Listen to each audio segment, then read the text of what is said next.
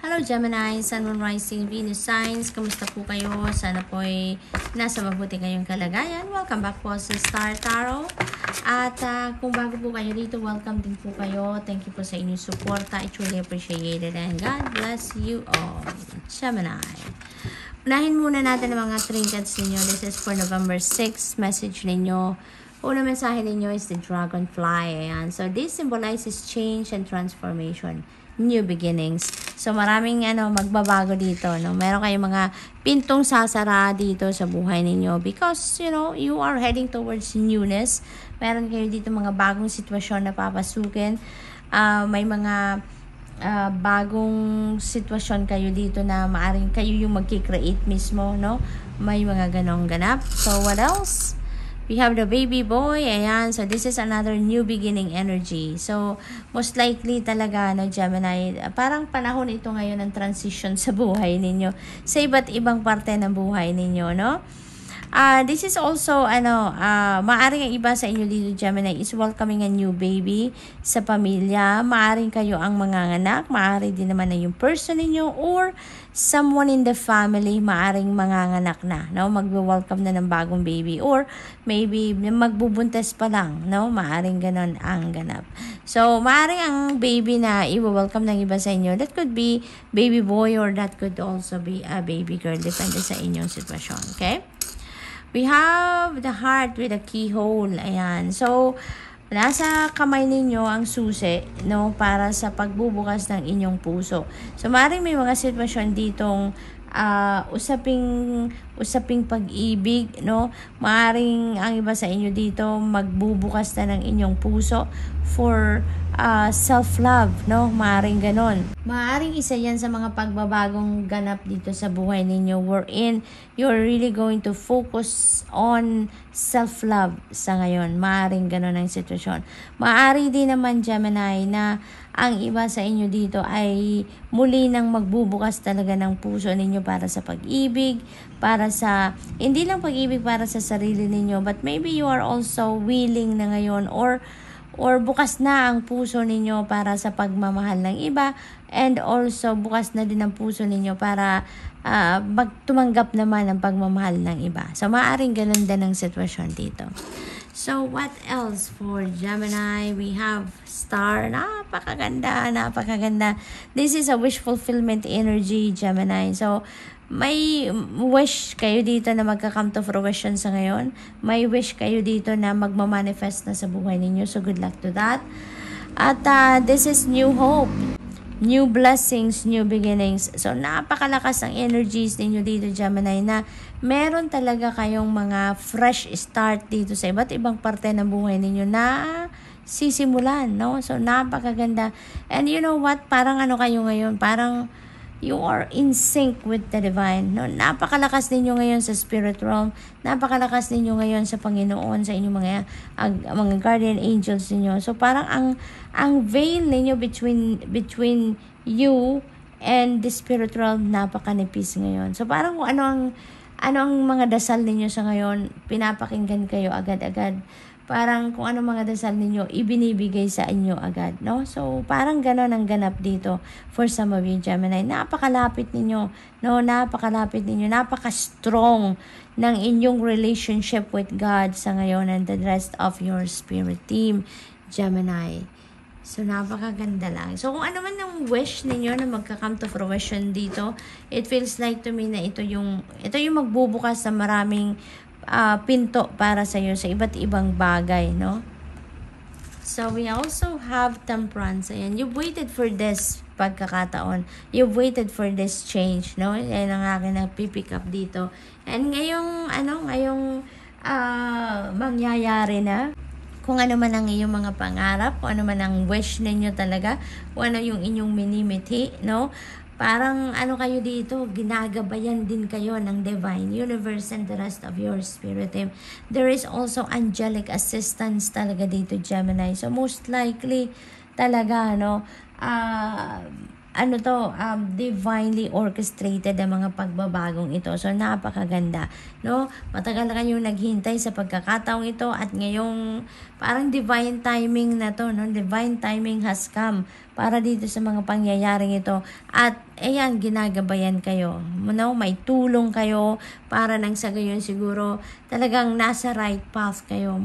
Dinadala kayo dito kung saan man kayo dapat na papunta, or dinadala ang pagkakataon sa inyo nang sa gayon. Yun talaga ang makuha ninyo, yun ang ma-experience ninyo, yun ang may embrace ninyo around this time, no, Gemini? Parang ayaw ng Divine Universe dito na magmintis kayo, kaya ginagabayan talaga kayo dito. God is sending you your angels, no, to guide you, to help you. Napakaganda, Ace of Cups. This is a new beginning energy din, no? So maraming new beginning energy kayo. 3 na, no? 4 na. Kasi sa Ace of Cups also sa new beginning energy, the Star, tapos silang 2. So talaga namang ang daming pagbabagong mag-unfold dito sa buhay ninyo. Maaring sabay-sabayan or maybe one at a time, no? Depende sa inyong sitwasyon. But definitely there is new beginning na mangyayari sa buhay ninyo dito. So Ace of Cups, this could be new love. This could be new love, this could be new relationship, this could be new job. No, it could be anything na magsisimula kayo ng bagong yugto sa mga iba't ibang parte ng buhay ninyo. This is divine blessing as well, Gemini. This is divine blessing, regalo ito sa iyo ng Divine Universe. Kung ano man ang parating na biyaya sa inyo, this is regalo para sa inyo. And kung ano man itong biyayang parating sa inyo, this is going to be an overflowing na biyaya para sa inyo. This is not just for yourself but also for your family, and even kaya ninyo or magkakaroon din kayo dito ng pagkakataon para makapag-share kayo ng blessing din ninyo sa ibang tao, no? So, this is divine blessing. There is going to be newness, no? Freshness dito. At kung ano yung pangangailangan ninyo, kung ano yung kailangan ninyo sa buhay, yun ang ipapadala sa inyo dito. Your needs will be met around this time, Gemini. So, good luck to that. So, that's all I have for you for today. I hope nakatulong mga mensaheng ito in some way. Thank you for watching. Love and light. Namaste. Hello Libra, Sun, Moon, Rising, and Venus signs. Kamusta po kayo? Sana po nasa mabuti kayong kalagayan. Welcome back po sa Star Tarot. At kung bago kayo dito, welcome na welcome din kayo. Thank you po sa inyong support. I truly appreciate it and God bless you all. Tignan natin ang mga messages ninyo for November 6. Unahin natin ang mga trinkets ninyo, Libra. We have the rainbow. Napakaganda. Simbolo ito para sa inyo because this symbolizes good fortune and good luck, no? This is new beginnings din. So, napakaganda lang kasi parang nanggagaling kayo dito sa stormy situation, sa difficult situation, and ngayon parang merong magbubukas na opportunity sa inyo para guminhawa naman kayo, para maging masaya naman kayo sa ngayon. Kasi nanggaling kayo dito sa paglaban sa isang difficult situation. And ngayon, napagtagumpayan ninyo yan. Kaya ngayon, parang may reward naman kayo na this time, ginhawa naman na mararamdaman ninyo. Yung parang ganon. So, ano din ito? Parang, ito yung mga bagay, sitwasyon na may experience ninyo wherein magiging masaya kayo, magiging prosperous kayo, magiging abundant kayo, no? Ito naman yung parang reward sa inyo, sa sa pagtatagumpay ninyo sa challenging situation na pinagdaanan ninyo. So this is ginhawa, kumbaga after the hardship. May kasabihan din nga, 'di ba, na there is a rainbow after the rain. Ito na 'yon. Ito na yung pot of gold, kumbaga merong pot of gold na naghihintay sa inyo at sa dulo ng rainbow na ito. So, we have peace sign. Ayan. So, maaari talagang na ninyo dito ang mga problema, na solusyonan nyo na ang mga problema. No? Kaya magkakaroon na kayo ng peace of mind. You will be at peace na sa puso ninyo dahil nalampasan na ninyo kung ano man ang mga challenging situation sa buhay ninyo dyan. So, you also have the star. Ayan. So, star naman, guidance ito. Divinely guided kayo dito. Meron kayo dito mga downloads na maaaring matanggap ngayon, at maybe mga gabay ito para sa pagnanavigate ninyo ng bago ninyong sitwasyon sa ngayon, So, tignan natin kung ano pa ang ganap. We have 10 of Wands. Ayan. So, there is ending and there is beginning dito. Ano mangyayari, no? Meron mga pintong magsasara dito para sa inyo, or maybe kayo magsasara ng mga sitwasyon na to sa buhay ninyo because may hinaharap na kayong fresh start, kumbaga. So, meron na kayong ibababa ditong mga mabigat na dalahin sa balikat ninyo. Maaring emotional burden din ito. Maaring paghihirap ito sa pagdating sa trabaho, sa responsibilidad sa pamilya, yung mga ganun ba, no? So, parang bigat na kayo sa mga ibang bagay dito. At kung ano man ang nagpapabigat ng inyong balikat, nagpapabigat ng inyong dibdib dito, you're going to let go of that, no? I-give up nyo na yan, magsasalita na kayo, maaring hihingi na kayo ng tulong dito sa iba. So, we have Page of Wands. Ayan, so merong news, exciting news na parating dito, maybe regarding opportunities yan na magbibigay ng pagkakataon sa iyo na ma-express ninyo yung passion ninyo, yung magawa ninyo yung gusto ninyong gawin sa buhay. Talaga, maring mga ano to, dream opportunity ito, no? Ito yung mga balita siguro na maghahatid sa inyo doon sa dream job ninyo, sa dream career ninyo, sa dream business ninyo, yung mga ganon. Kaya magiging excited kayo dito, no? Maaring ito yung dadat na ninyo, yung mga opportunity na to, maaring ito yung padating sa inyo na bago, no? Kasi meron tayong iiwanan dito, so meron din kayong i-welcome sa buhay ninyo dito, maaring ito na yon. Maaring may mga bagong opportunity kayo. So we have 5 of Swords. Ayan, so internal conflict ito, no? Nakita ko dito, litong-lito na iba sa inyo, sumasakit ng ulo siguro, sa kakaisip kung ano yung inyong gagawin. Maaring related dito sa opportunities na to. Maaring maraming opportunities ito na parating, kaya medyo may kalituhan na mararamdaman kayo dito dahil siguro anong uunahin ninyo, alin ang kukunin ninyo. Maaring yun ang nagpapagulo sa isip ninyo.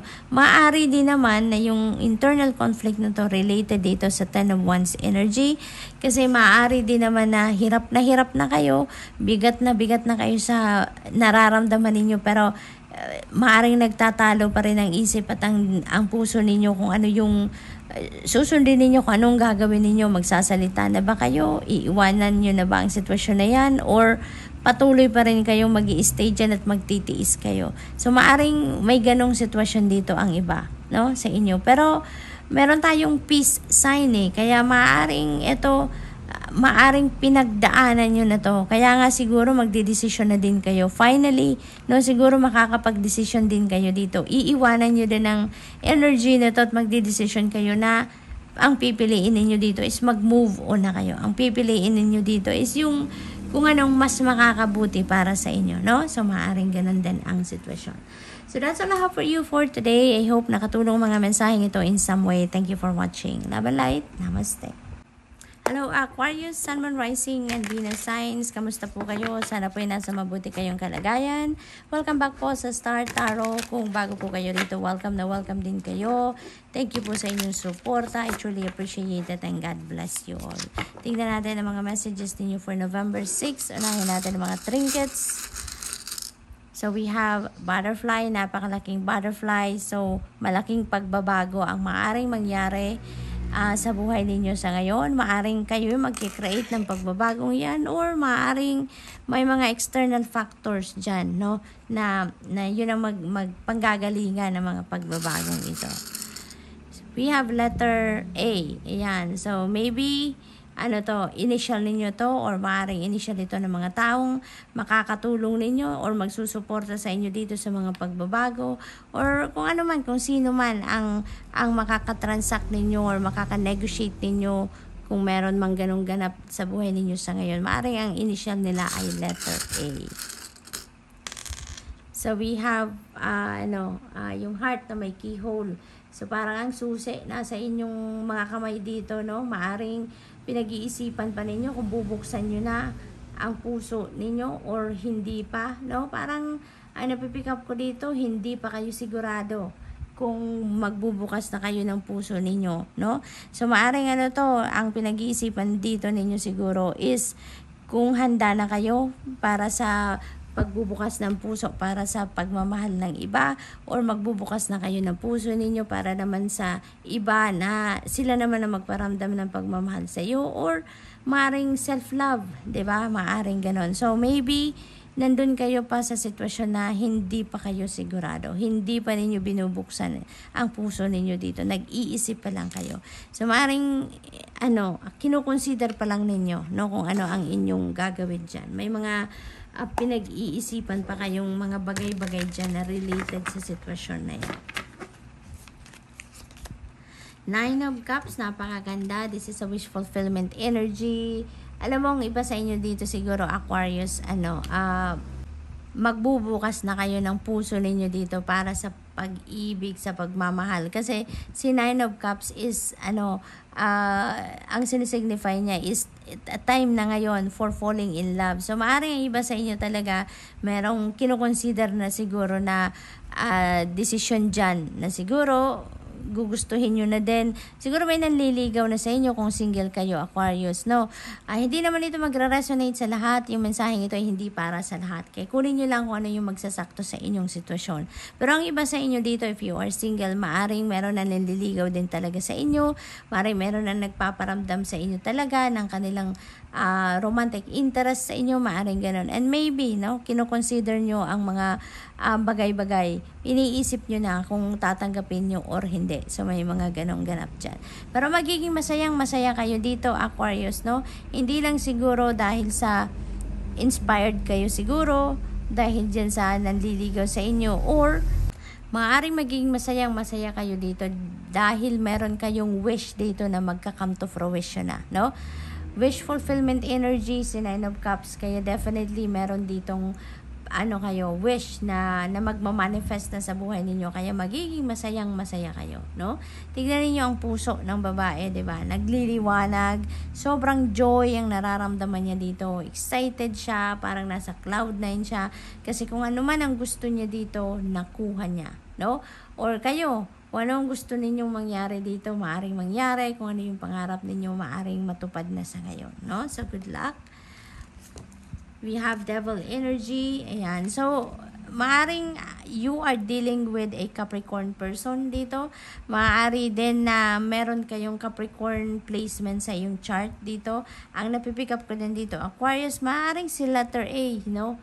Ang pangalan or ang simula ng pangalan ng Capricorn person na to that you're going to be dealing with around this time, no? Maaari din naman, Aquarius, na yung energy na to, ito yung babaguhin ninyo. Ito yung iiwanan ninyo, no? Kasi meron tayong change and transformation. Si devil energy, maaring takot ito, maaring self-doubt ito na nararamdaman ninyo, 'di ba? So maaring related din 'yan dito sa keyhole na heart, no? Maaring may takot kayo na pumasok sa isang relationship, may takot kayo na muling magbukas ng puso ninyo sa bagong tao, 'di ba? Maaring nandyan kayo sa energy na 'yan lately. Kaya ito ang invitation sa inyo dito, lalo na meron tayong butterfly energy. Kung gugustuhin nyo lang, no? Kung gugustuhin nyo lang umalis kayo sa sitwasyon na yan na natatakot kayo sa isang bagay, sa isang sitwasyon, sa isang pangyayari, nagsi-self-doubt kayo or hindi kayo nagtitiwala sa sarili ninyo, kung ano pa man, no? Mga ganyang sitwasyon, kayang-kaya ninyong umalis sa sitwasyon na yan, no? Yan ang reminder sa inyo ng devil energy na kung gugustuhin nyo lang, it is your decision, no? Nasa sa inyo ang decision dyan. Walang sino man ang magdidesisyon yan para sa inyo, kundi kayo lang. Pero pinapaalala lang sa inyo na kung gugustuhin nyo tumahak ng ibang daan at iwanan ninyo ang takot, iwanan ninyo ang self-doubt, ang low self-confidence, magagawa ninyo. Kayang-kaya ninyong gawin yan. Okay? So, we have the sun energy. Napakaganda. This is the most uplifting and most optimistic at napakasayang energy sa buong tarot deck. Kaya magiging masaya talaga kayo dito, Aquarius. Merong merong energy shift na mangyayari dito. Talaga namang kung kinakabahan kayo, natatakot kayo dito, may mga unhealthy attachment kayo dito with something, no? Mawawala na yan. Magliliwanag ang inyong pag-iisip, magkakaroon kayo ng clear direction kung saan ang path na talagang kailangan ninyong tahakin dito.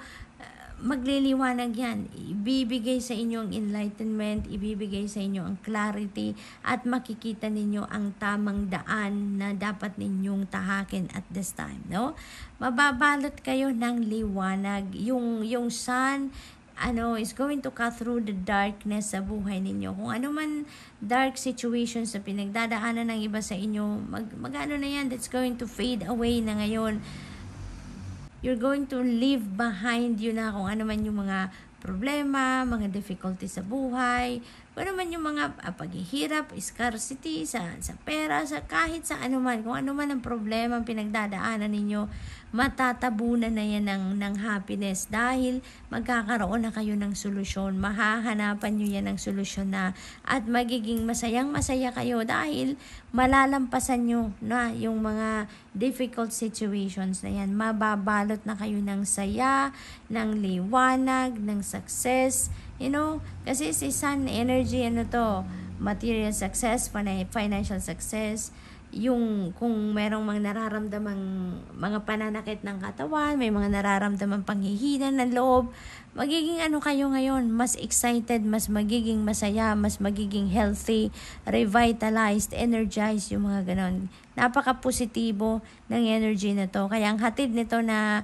sitwasyon sa buhay ninyo is positibo, maganda, at masayang mga pangyayari lang, no? So, good luck to that, Aquarius, and that's all I have for you for today. I hope nakatulong mga mensaheng ito in some way. Thank you for watching. Love and light. Namaste.